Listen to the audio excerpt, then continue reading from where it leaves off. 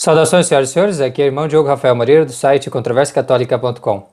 Esta é a continuação da nossa lição sobre o sexto mandamento e o nono mandamento da lei de Deus. Nós vamos falar então agora sobre o que é a castidade, a parte positiva deste mandamento. A parte negativa dizia que devemos evitar a impureza. Nós já falamos também na aula sobre a questão da impureza, de como nós devemos agir no primeiro momento, no meio da luta, o que nós devemos fazer com relação a esta tentação, que vem primeiro como uma tentação que nós devemos resistir. Nesta lição, além de falar sobre a castidade, como deve ser praticada nos diferentes estados de vida, nós também vamos mostrar como nós devemos fazer para, em primeiro lugar, evitar estas tentações, para evitar os perigos. O que nós devemos fazer? Que medidas de imediato nós devemos tomar com relação a isso, para poder guardar a castidade. E depois, quando vir a tentação, se assim acontecer, então o que nós devemos fazer no meio desta luta? Tá? Esta é uma luta, eu gostaria de salientar, que para o mundo já está perdida. Infelizmente, o mundo jaz no maligno e é arrastado pela impureza. Nós podemos ver isso ao nosso redor. Aqueles que não estão no exército de Cristo, infelizmente, já perderam essa batalha e não são capazes de vencer. Mas, conhecendo bem a doutrina cristã e seguindo o exemplo de nosso Senhor Jesus Cristo, nós temos sim a palma da vitória nesta luta contra a impureza. Nós podemos vencer, é possível, não com as nossas, simplesmente com as nossas forças, mas com aqueles meios que nosso Senhor Jesus Cristo nos dá. É por isso que aprender a sagrada doutrina e, sobretudo, esta parte dos mandamentos é muito importante para que a gente, com Cristo, vença na prática, para que a gente pratique, siga a vida de Cristo, né? Assim como Ele determinou. E nosso Senhor Jesus Cristo falou muito, e não só falou com as suas palavras, mas com a sua própria vida, né, da importância de guardar a castidade, de não pecar contra a castidade, de evitar a impureza. Então vamos falar mais sobre esta questão. Qual é a parte positiva desse mandamento? O sexto mandamento ordena a castidade e a modéstia nas ações, olhares, porte e palavras. O nono ordena que sejamos, mesmo no nosso íntimo, isto é, no espírito e no coração, também, castos e modestos. Veja, não só nas ações, também nas palavras, como que nós falamos destas coisas. Ou melhor, nos reservamos e não tocamos em coisas que não se nomeiam. O mundo não tem a mínima decência com relação a esses temas. Falam abertamente, sem ficar vermelhos, sem pudor nenhum, porque já perderam, é verdade, já nem lutam, já se deixam arrastar pelas paixões. Agora, se um cristão fala dessas coisas sem critério, desavergonhadamente, isso é um sinal claro de que ele não está seguindo como deveria seguir a doutrina de Jesus Cristo. Atenção para isso. E que pelo menos, a obra ainda está pela metade, ele precisa completar. Com palavras castas, né? Também de uma maneira casta. A castidade é comumente considerada sob três formas diversas, conforme o diverso estado de vida em que cada qual se encontra. Primeiro, castidade das pessoas casadas. Segundo, castidade das pessoas viúvas.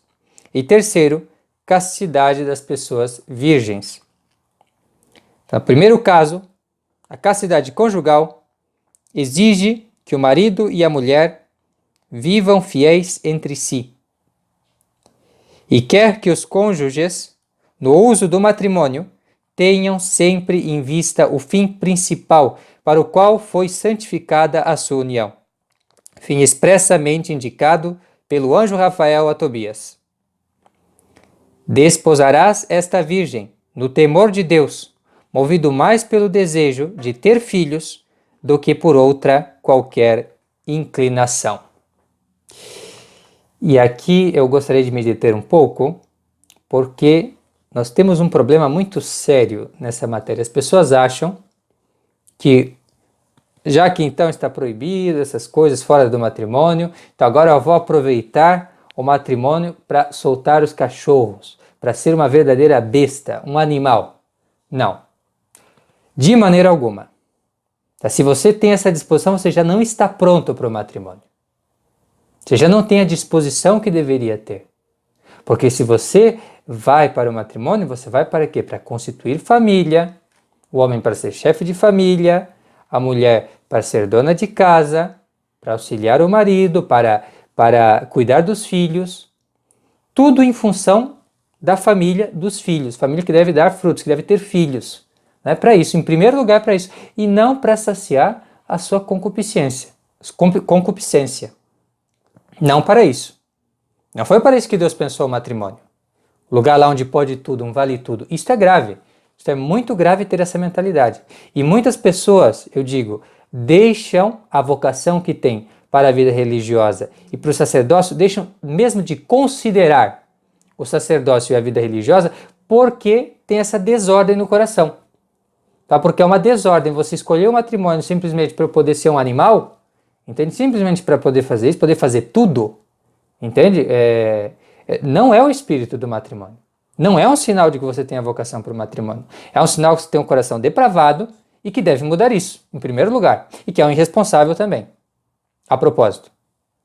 Tá bem? Então, isso tem que estar muito claro. Não é porque você não sabe se controlar que você vai seguir o caminho do matrimônio. Isso já é um sinal que você precisa se arrumar primeiro, precisa melhorar, precisa viver habitualmente em estado de graça, precisa ter autocontrole, e aí sim você vai poder fazer algo que presta na vida. Agora, se você está com esse espírito, o matrimônio vai ser um desastre, a vida religiosa vai ser um desastre, o sacerdócio vai ser um desastre para uma pessoa assim. Então aqui, ó, começa aqui no coração. Tá bem? Se o coração está mal, se tem desejos maus aqui nesse coração, se tem algo desordenado aqui nesse coração, não adianta. E o matrimônio não é para gente sem controle. Não é para pessoas assim, impuras. O resto, aí vai para o matrimônio. Não, a pessoa tem que ter alguma fibra moral, sim. Aí ela precisa ser uma escolha racional.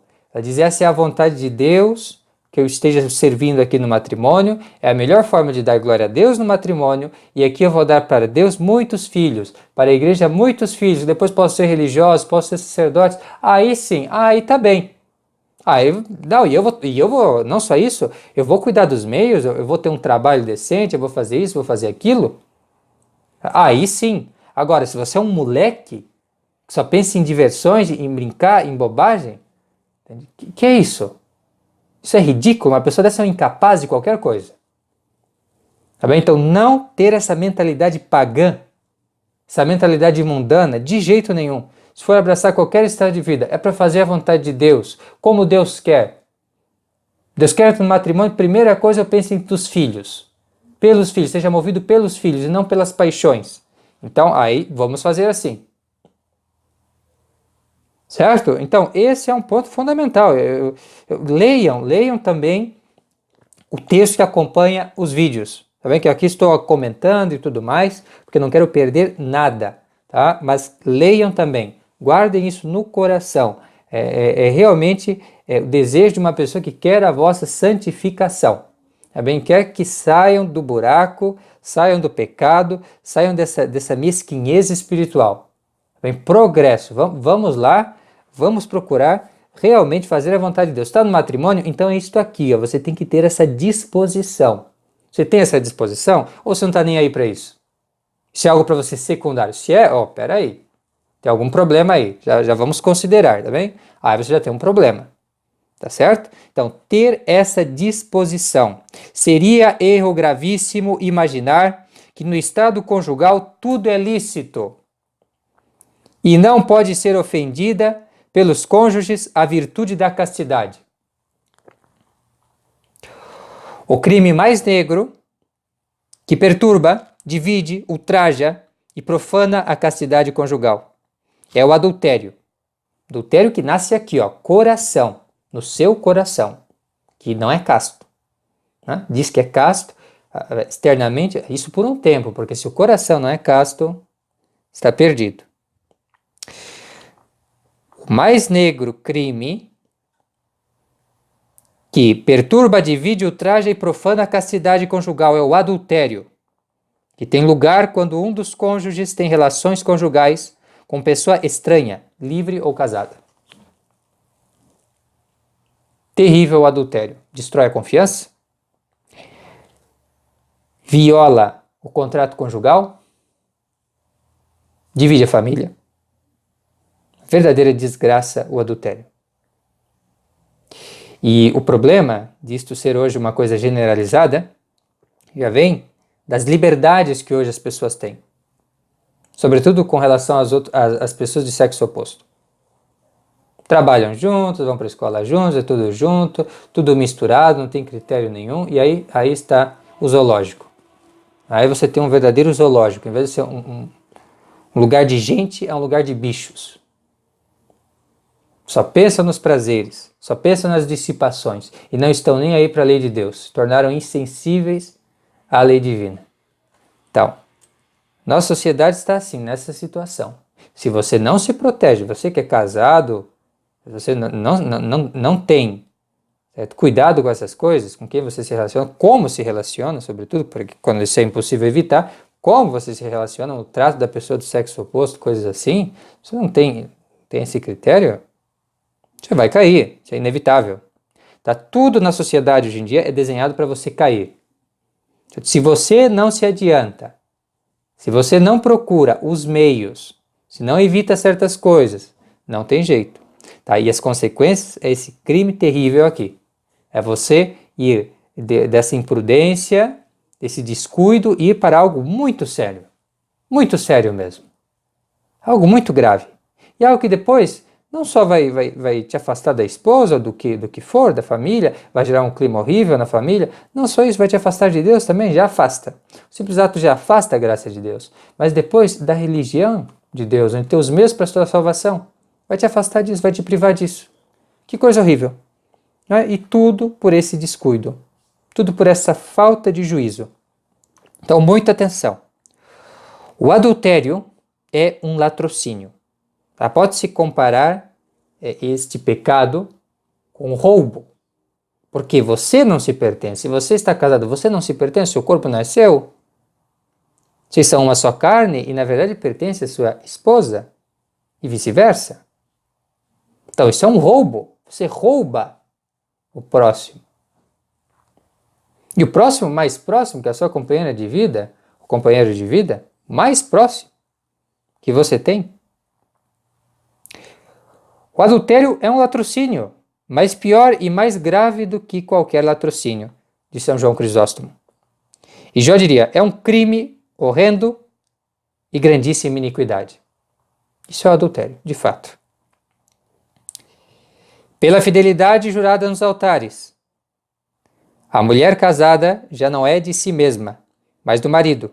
Do mesmo modo, o marido, o homem casado, não é de si mesmo, mas da mulher. Em Coríntios 7, 4. O adultério rompe esse contrato. Indissolúvel por lei divina.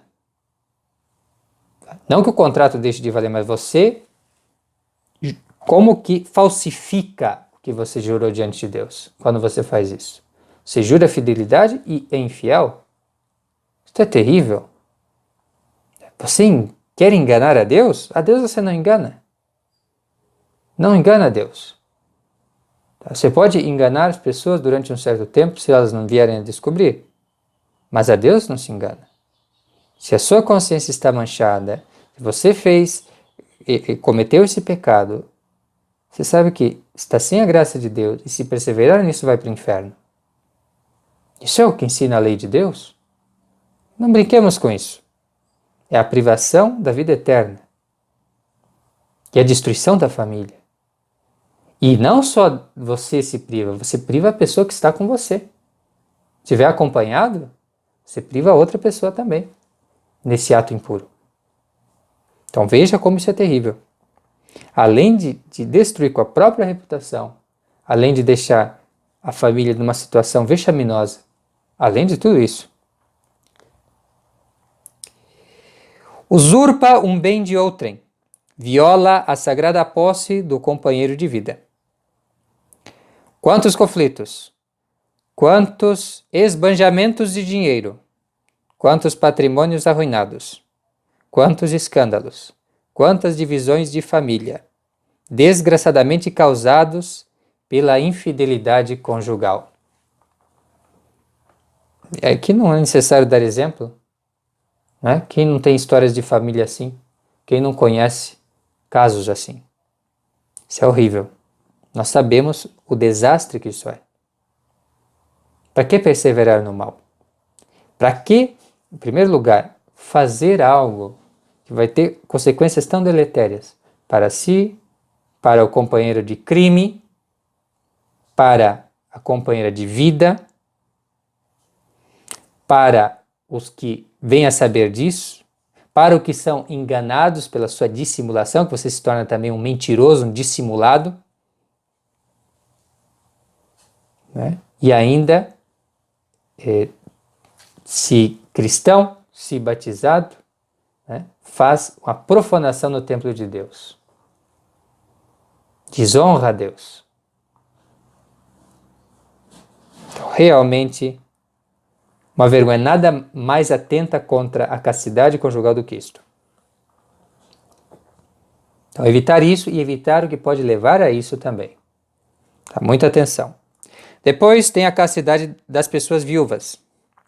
Entende-se, ou melhor, estende-se às pessoas que, unidas antes pelo matrimônio, ficaram livres pela morte do cônjuge. Os cônjuges em estado de viuvez, para se conservarem castos, devem abster-se de qualquer prática ou deleite carnal. E aqui temos muito que lamentar nessa época. O que pessoas viúvas, sobretudo pessoas idosas, fazem. Em vez de cuidar para preservar a castidade, para então agora consagrar-se ao Senhor, ser todo de Deus, dedicar-se a obras de caridade, fazer o bem, dar bom exemplo, em vez de preocupar-se com isso, vão para bailes. Tem até bailes para essa categoria de pessoas. Então, isso é uma coisa horrível, quer dizer, o momento que você deve cuidar mais da sua alma, depois, tá? Você vai e se mete nessas coisas que colocam você em grave risco de pecar contra a castidade, que são excessos, e que muitas vezes, a gente sabe, levam as pessoas a cair nisso. E a pessoa fica vivendo anos, entre aspas, amigado ou ajuntado com outro, né? Sem o matrimônio. Em pecado habitual, contínuo, e quanto mais se pratica, mais grave fica.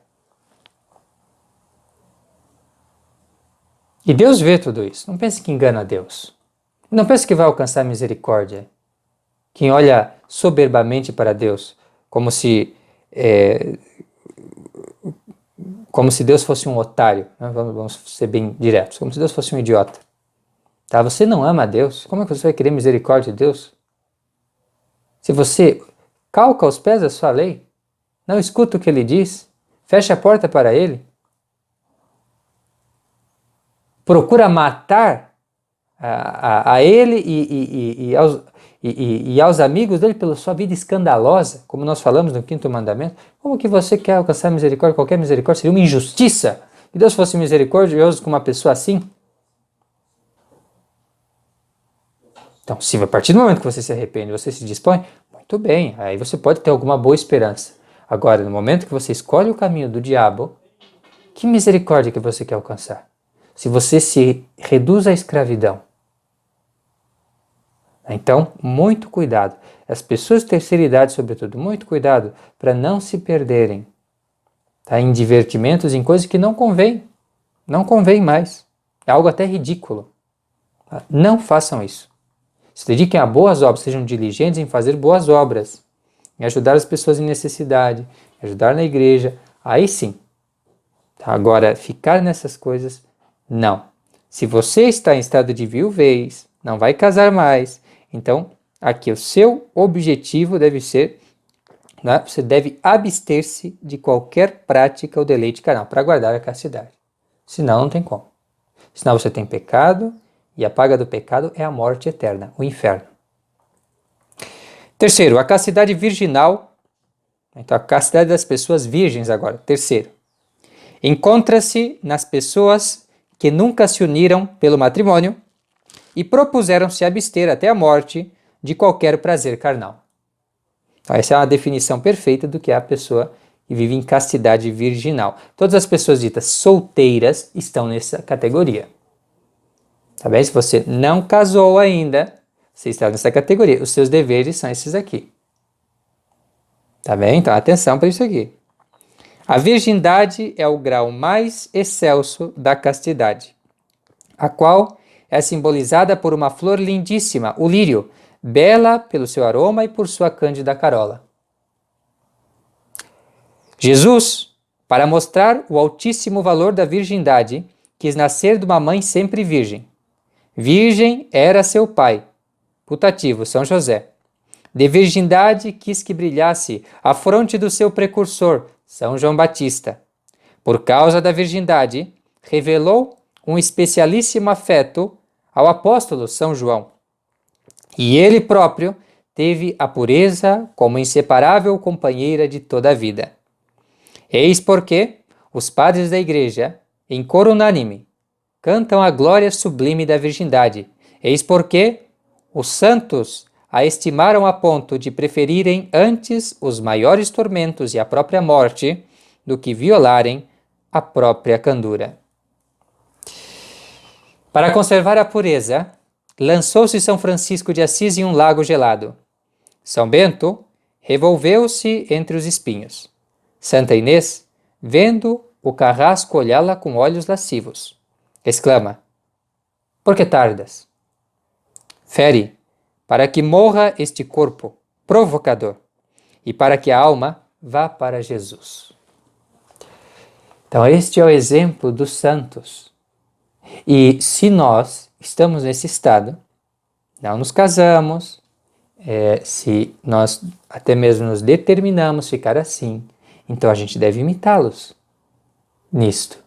E são grandes os benefícios que isso causa em nós, porque assim o nosso coração é todo de Deus. E de fato é todo de Deus. Quando nós estamos nesse estado, nós podemos nos dedicar inteiramente às coisas de Deus. Podemos aprender a santa doutrina, podemos ajudar na igreja, né? E isso nos faz realmente inteiramente de Deus. Nosso coração totalmente já não está preocupado, metade, 50% em agradar outra pessoa, mas somente a Cristo. Então somos todos de Cristo nessa condição. Por isso que é o estado mais perfeito e por isso que quando nós pecamos, seja sozinho, seja acompanhado, contra a pureza, nós pecamos contra Cristo. Certo? Nesse estado, o nosso companheiro é Cristo e não devemos traí-lo. Certo? O companheiro da nossa alma. Né? E por esta virtude, vamos sendo todo dele. E não podemos traí-lo, certo? Então, cuidado para praticar. E agora vamos ver como guardar a castidade. Né? Guardada essa diferença, né, que foi tratada dos diferentes estados de vida, como fazer para conservar-se casto. Então, é necessário evitar ocasiões próximas ou circunstâncias favoráveis à impureza. Isto em primeiro lugar. Em primeiro lugar, evitar as circunstâncias, tudo que seja uma ocasião para causar uma grande tentação, um perigo de cair na impureza, na luxúria, tá bem? Então, temos aqui pelo menos 7 meios, que a gente vai resumir dos vários tratados, catecismos sobre a matéria, 7 meios que você deve empregar para, em primeiro lugar, evitar a briga, para não chamar a confusão, para se proteger contra isso. Também que é a melhor forma, a melhor coisa é você não ter que lutar, porque a luta é dura, tá bem? Mas tendo que lutar, bom, tem também meios para lutar e para vencer, certo? Também a gente viu mais alguns meios para vencer a batalha quando ela vir. Mas já vamos ver meios de evitar, certo? E esses são, em geral, deve evitar-se as seguintes coisas. Primeiro, a ocasião que costuma ser a ociosidade que costuma ser a porta de entrada de impuros deleites. Ficar sem fazer nada. São Bento vai dizer, ociositas inimica anima est. A ociosidade é inimiga da alma. E de fato, você cai nessas coisas porque você fica sem fazer nada, fica aí à toa, não está trabalhando, não está fazendo nada de bom, entende? E aí, é claro, o demônio fica com as mãos livres, tá? Para operar, para sugerir coisas, já que a cabeça está vazia, ele vai sugerindo coisas, tá bem? Esse pessoalzinho curioso, né, de internet, muito curioso, fica indo para lá, lendo isso, depois vendo aquilo, esse é a isca perfeita, ele está ali sem propósito, não está ali para fazer nada, para ninguém, está só gastando o tempo da vida, e ali o demônio aproveita para fazer dele um fantoche. Tá bem? Um capacho do diabo, a pessoa que fica se perdendo e se dissipando no ócio. Tá? Então atenção para esse pessoal aí, muita atenção. Depois, também tem que evitar as más companhias, especialmente a amizade com pessoas de sexo diferente, sem o conhecimento dos pais e sem a intenção ou esperança de matrimônio. Não tem porquê você ficar ali em altas conversações com pessoas do sexo oposto, se não é por um motivo razoável, tá? Só por falar de coisas e tudo mais. Isto é óbvio que não vai acabar bem. Sobretudo pessoas jovens. Não, mas isso se aplica a todos, se aplica inclusive a pessoas casadas. Não tem porquê. Não há motivo nenhum para isso.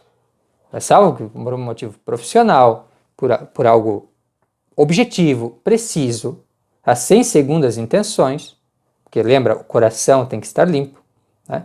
Será algo assim bem determinado, bem claro, não tem por que ficar de conversa fora com pessoa do sexo diferente. Tá vendo? Do sexo oposto. Não tem porquê. Certo? Se vai ficar nisso é porque você está querendo se colocar no perigo. E quem ama o perigo, nele perecerá. Isso é óbvio. Tá? Isso é bastante claro. Então, evitar isso, as más companhias. Também evitar, em terceiro lugar, as más conversas. Pessoas que só falam dessas bobagens. Pessoas que só falam de coisas impuras. Pessoas ficam cortando vantagem por terem sido bestas, animais, brutos. Esse tipo de gente não tem que querer contato nenhum. Afaste-se deles. Tá bem? Amigo assim não é amigo, é inimigo. Tá bem? É um inimigo, a gente tem que estar precisando de alguma coisa, ajudar e tudo mais. Não é nosso amigo. Se não é amigo de Cristo, é nosso inimigo. Se não está com Cristo, está contra Cristo. Se nessa matéria ele é um dissidente da doutrina de Cristo, é um herege, não seguir. Tá? E não ficar com ele ali, senão você vai cair, certo? Nos laços que ele vai lançando como servente de Satanás. Quarto, a leitura de livros e jornais imorais. Literatura. A pessoa se acha o máximo porque está lendo literatura francesa, né? Ou coisas assim. Ou literatura brasileira do século XIX, romantismo, aquela porcaria toda. Então, isto aí é um perigo. A ocasião próxima, se algo que você seja obrigado por algum motivo, e olhe lá, porque você se sujeitar a essa obrigação é algo questionável, tá? Por que você vai se sujeitar a isso, salvo que é uma necessidade absoluta, tá? E é por esse motivo que a gente corta essa questão de escola, a gente é totalmente contra, tá bem? Mas salvo que você tenha se sujeitado a isso, não tem mais o que fazer, está no meio do caminho, enfim, se converteu há pouco tempo, bem, então, muita cautela aqui, bem, muita cautela, porque essas obras literárias, tá? Esses jornais imorais, isso só serve para perdição. Isso vale para, evidentemente, leituras de jornais da internet também, esses jornais eletrônicos, que sempre tem a seção inferno. Então, você não vai ali, certo? Se você for ali, você está procurando confusão, você está procurando prejuízo. E você não vai perseverar na graça de Deus jamais e vai sempre ficar aí regredindo, caindo, nunca vai para frente. Não, tem que cortar com isso. Depois, quinto, óbvio, né? A vista de figuras indecentes, quer em revistas, apresentações teatrais, programas de televisão ou qualquer outra mídia digital. Isso inclui Netflix, isso inclui outras coisas, WhatsApp, coisas assim. Tá em algum grupo que tem esse compartilhamento dessas desgraças, corta, sai imediatamente. Imediatamente. Sem falar nada, porque senão não precisa ficar dando satisfação para gente ímpia. Está fazendo algo abertamente imoral, abertamente indecente. Então, nada que seja imagem indecente. Procure um programa de computador que bloqueie imagens de propaganda, porque as propagandas geralmente têm coisas imorais também. Bloquear, não precisa disso aí. Tá bom? Bloquear estas coisas. Impede, censura, censure-se.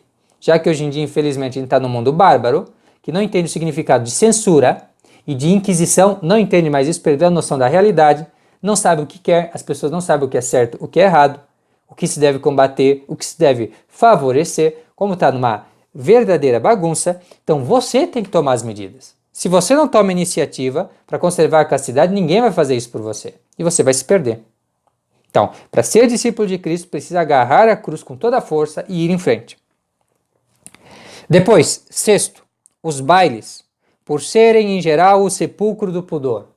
Ah, mas é uma coisa folclórica, não sei o que lá. Mas lá vem gente mal vestida. Mas lá tem bebida livre.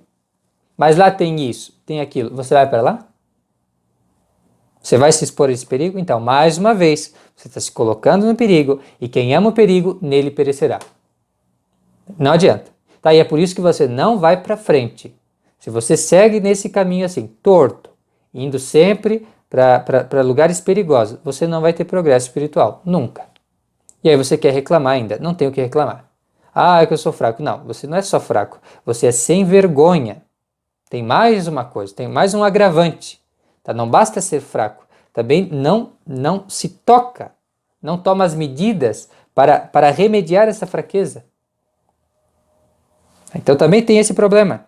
Não adianta só reclamar, tem que fazer coisas para remediar isto. Depois, sétimo, a intemperança no comer e no beber, sobretudo no tocante ao consumo de bebidas alcoólicas. Tá? Essas imoderações, em geral, a gente vê que é tudo uma coisa junto. Tem lugares hoje em dia que juntam tudo o que é realmente favorável à impureza. Então, você tem ao mesmo tempo o álcool, você tem o baile, você tem músicas horríveis, imagens vistas de coisas indecentes, tudo misturado num só lugar, não é? Nesse ambiente, né, tudo contribui. E um dos fatores, evidentemente, é o álcool. Porque a partir do momento que os sentidos já não acompanham a razão, já há um certo bloqueio na inteligência, você não sabe exatamente o que você está fazendo. Tá? Aí é a chance de você fazer coisas horríveis.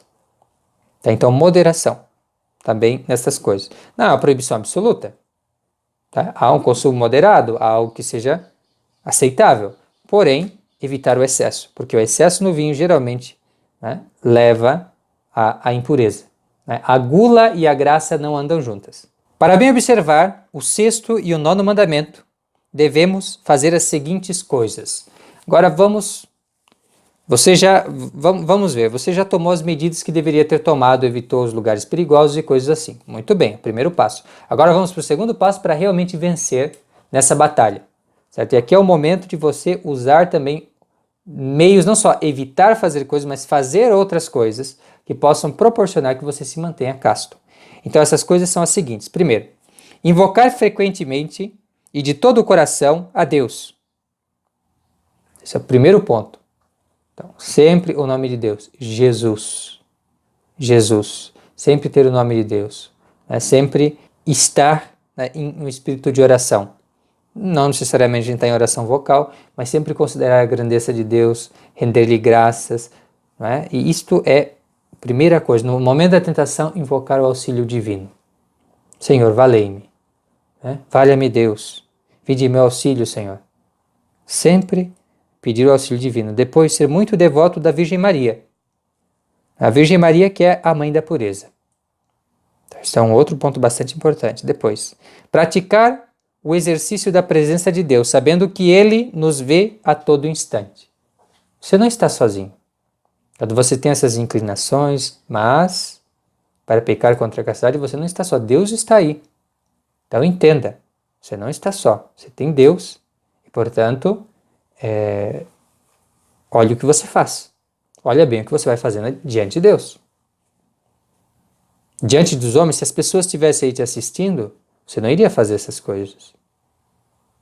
E diante de Deus, que é o Rei Supremo, você faz? Como assim? Quarto, pensar na morte, nos castigos divinos, na paixão de Jesus Cristo. Pensar que a flagelação de nosso Senhor Jesus Cristo foi principalmente pelos pecados contra a pureza.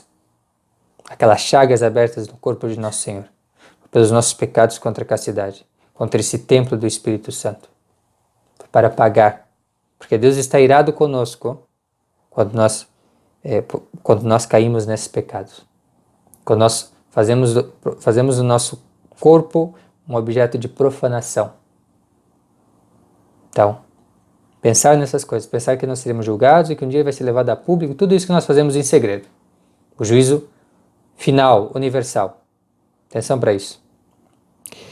Quinto, guardar os nossos sentidos, de modo especial os nossos olhos. Não ficar assim, olhando para tudo.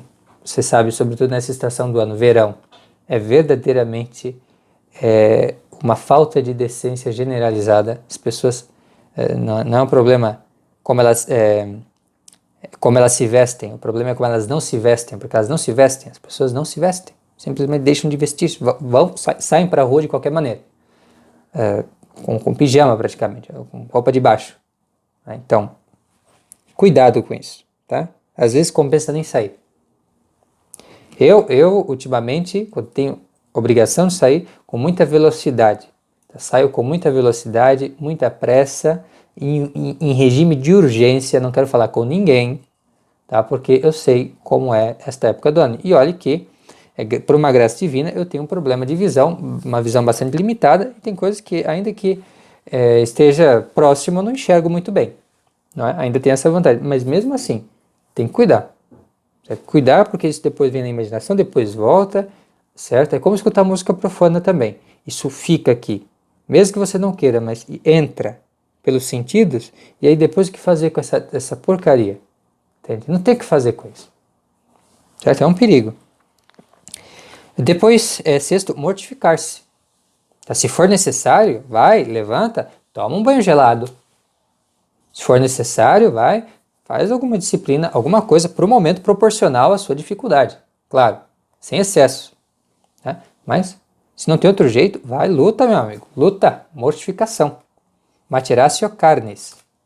Às vezes é necessário. Também sempre racionalmente. Mas, às vezes, nesse combate, que é duro, sobretudo nos começos, quando está se começando, tá? Tem que proceder realmente com força, com esforço. E para terminar, sétimo, frequentar os santos sacramentos com as devidas disposições, sobretudo os da penitência e da comunhão. Tá? Esta aqui é a receita para guardar a castidade. Tá bem? Esse é o caminho. Ouça mais uma vez se necessitar, leia o texto que acompanha sempre as nossas catequeses, faça isso, tá bem? Na página do Controvérsia tem ali uma aba, as categorias, Catecismo da Doutrina Cristã. Clica ali e ali você vai encontrar as aulas inteiras, tá bem? Aqui no YouTube eu estou dividindo em partes para ficar mais fácil de assimilar, mas lá você encontra todas elas juntas, no mesmo artigo, né? Então, o sexto mandamento está inteiro lá.